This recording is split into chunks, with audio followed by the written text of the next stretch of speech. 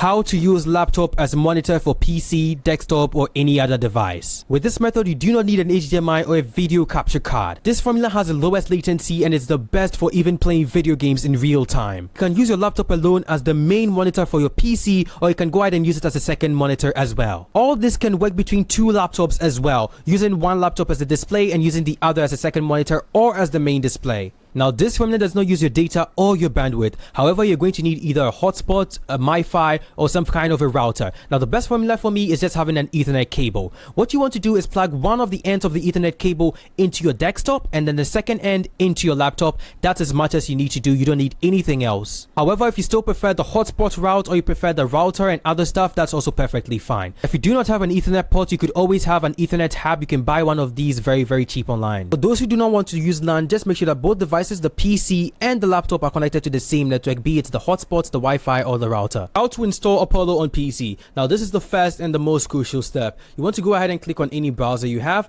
and then go ahead and paste the link, or go ahead and click the link to Apollo down in the description and click enter. Great. Now, once on my site, you want to scroll all the way down to the bottom and click on the link to the Apollo streaming download right here. Great. Now, once on this page, I don't know when you're watching this could be updated. However, just go ahead and pick the latest one and then go ahead and click on assets right below that. Now, once the assets goes ahead and loads, you want to go ahead and click on the Apollo, whatever version it is. Just make sure that it's the .exe file that you go ahead and download.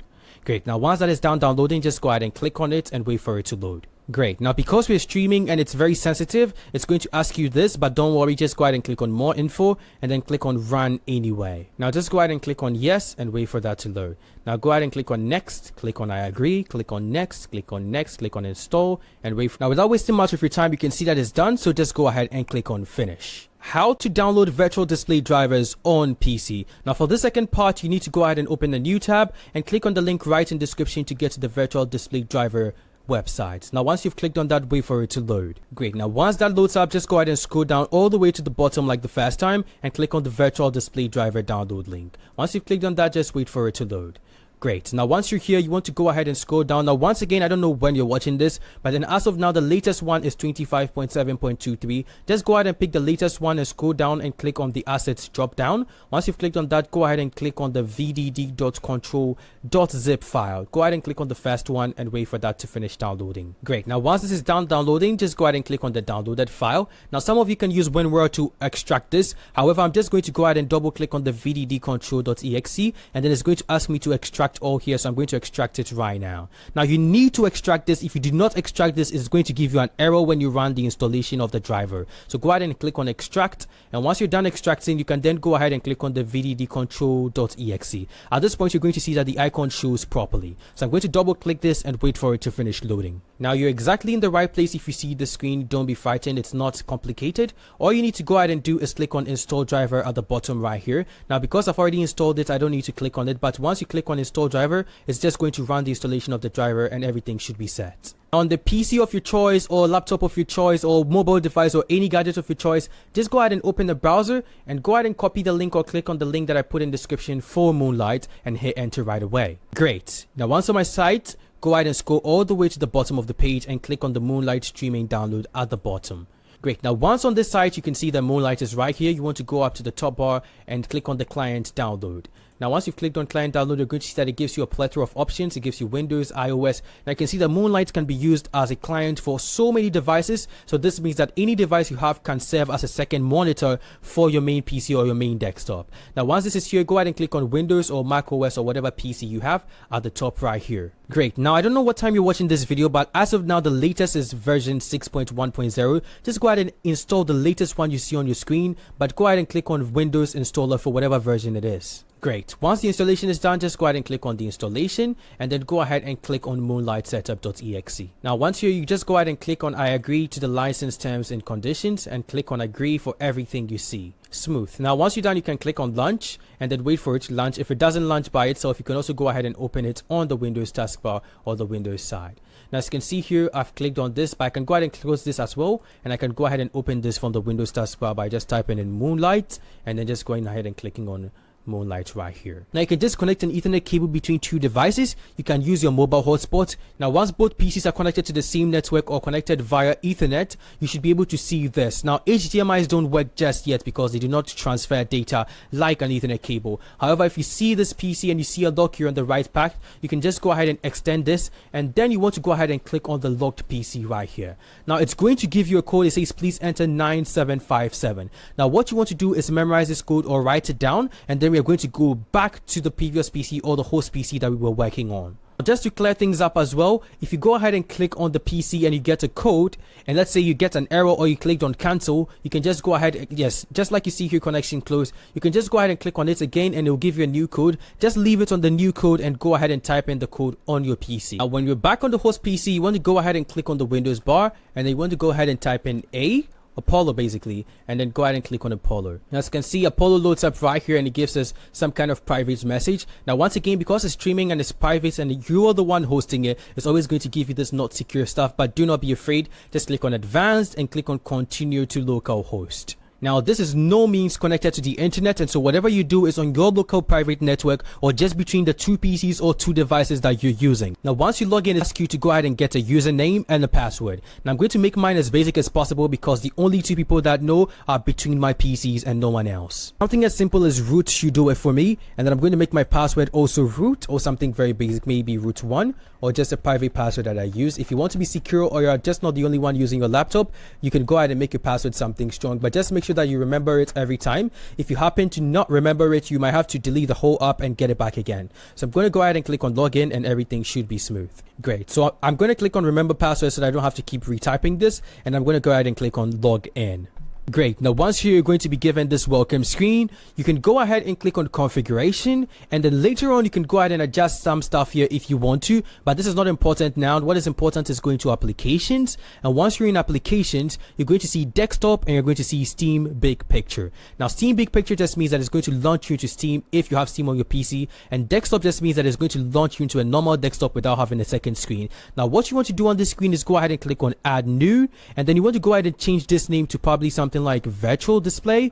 I have virtual here, so I'm going to click on virtual display, and then once you've clicked on that, you're going to go all the way and scroll down, and then once you're going to see something called always create virtual display. You want to go ahead and check this, and then you want to go ahead and click on save to save this file. Great. Now once you're done saving, you're 100% through with what we need to do. Now you need to go all the way back to pen, and then just like the pen that you were given, you want to go ahead and change this from OTP parent to pen parent. Once you change it, it should change the interface as well. Go to pen parent, and then you want to go ahead and type the pen that you were given. And so let's go back and check the pen we were given. I think it was my pen changed to 1484, and then I can go ahead and give my device a name. Let's say maybe laptop, or let's say YouTube. And then I can just go ahead and click on send, and then it's going to pair my PC with the laptop that I have. And so once you're done with this, we're going to move back to a second PC to check up on it. Great. Now once you've done these things as well, there's one thing I forgot to tell you guys, that when you do this, you can go ahead and click on permissions. Let's say for YouTube, I click on permissions, and then you want to go ahead and click on all these. Make sure that they're checked so that they can get the full permission to use your mouse and use everything. Same thing for any device that you add or keep the pen added. For now, I have YouTube connected. I also have another PC of mine connected. I'm just going to go ahead and click on all these until every single one of them are green, and then it gives me all the devices, or gives me the advantage to be able to do anything I want to do with these ones. I click OK, and that's perfectly fine. What we want to do is click Ctrl Shift Escape to go to a task manager, and once in task manager, you want to go ahead and click on start up, or the startup apps. Once you're here, you want to go ahead and look for Apollo, and then whenever your PC starts, you can go ahead and either manually start Apollo, or you can go ahead and put this on automatic start, but I'm just going to leave this for you to do on your personal time or on your own. Now once that is done, or we are done pairing, you don't need to keep this tab open. You can go ahead and cancel out of this, and then you can see that everything works perfectly fine, like we saw previously, or like we saw back there. Great. Now once we're done on that on our main PC, now if you're having Apollo on your PC, you can just go ahead and close the browser, or you can go ahead and close it. It does not matter. but just make sure that it's in the right hand side of your screen, or it is still at the right hand side launched and seen there. Great. Now once you've done that, you're going to see that the unlock sign is gone, and then you can go ahead and click on this. Now I'm going to enlarge this and I'm going to click on the settings sign. Now in the settings, there are 2 crucial settings that you need to take note of. The rest of them you can just play around with them to see which one works best for you. Now the first thing is that if you're using this as just a second screen for laptop desktop stuff, no gaming, you can just go ahead and click on optimize mouse for remote desktop instead of gaming. If you don't want to use it for gaming, you can do this. If you want to use it for gaming, disable this. However, if you come to the left hand side, you can see the basic settings as well. Go ahead and change this to 1080p or whatever your resolution is, and then you can change this from 60 fps to 30, or you can make it bigger. Now my PC is 144, so I'm going to keep it on 144, and I'm going to click on OK right here. Now once you're done with those things, you can also go ahead and change the bitrate. Now the higher the bitrate, the higher the quality. The lower the bitrate, the lower the quality. However, the lower the bitrate, the lower the latency. That means that you'll be seeing things in absolutely real time. Now I like to keep mine on 56 when using my Ethernet cable. I can go all the way to about 150 at very good latency. However, you can decide what you want to put yours on depending on what you want to do with it. 56 has been my sweet spot. I've gone up to 58 and I've not seen any problems like that. Now you want to go ahead and turn off VSync if you don't want VSync. You can just play around with that and see which one works best for you. And then once you're done with those crucial steps, you want to go all the way down here, and you can see video encoder and video codecs. Now if you have hardware encoding, like force hardware encoding, that is always better than software encoding. And also if you have an NVIDIA GPU, you can keep this on HEVC. If you have Radeon, you can also go ahead and put this on the appropriate one. However, you can also leave this on auto recommended if you don't mind, or if you don't have any of that. If you don't have hardware encoding, you can just use software encoding. That's also perfectly fine. So I'm going to change these settings, and I'm going to go back and then log back into my PC from this side. And so this is my main PC, and then this is the 144 Hz laptop I'm using. And so you can see that the mouse is moving smoothly between them, low latency, no problems. Now in my case, that I'm using the LAN cable to connect from my laptop to my PC, what I normally do is that I turn off the Wi-Fi on my laptop because I wouldn't be using it for anything. And sometimes when you do not turn this off, it would be using the Wi-Fi instead of the Ethernet cable, and it might be just a little bit slower, but it's still manageable if you're not playing any video games or anything else. That's just a word of advice. Now one last thing you need to go ahead and do is go ahead and go into your settings, and once in settings, you want to go ahead and click on system.